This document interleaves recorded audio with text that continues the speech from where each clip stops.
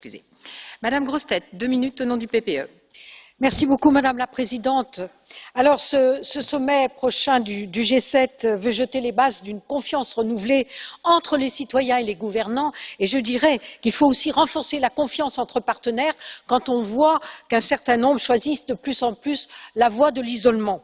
Alors, les problèmes que nous connaissons proviennent de notre impuissance collective à régler les problèmes et tout ceci crée la défiance démocratique.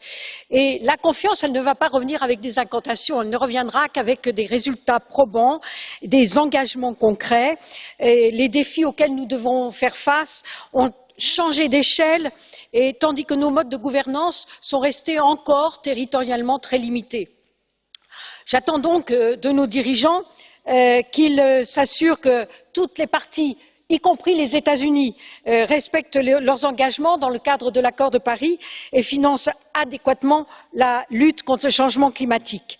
J'attends de nos dirigeants qu'ils se préparent collectivement face aux risques du XXIe siècle, qu'il s'agisse de répondre aux pandémies, aux cyberattaques, alors que l'actualité nous rappelle que la cybersécurité est le talon d'Achille de la transition numérique.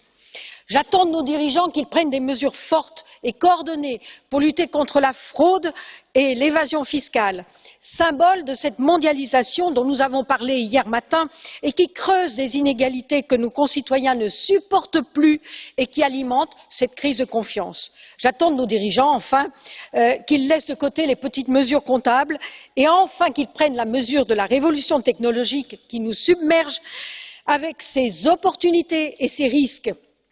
Sans réflexion au niveau global, il n'y aura pas de stratégie efficace vis-à-vis de l'intelligence artificielle ou du génie génétique. Ensemble, il nous faut rebâtir les fondations de notre maison commune.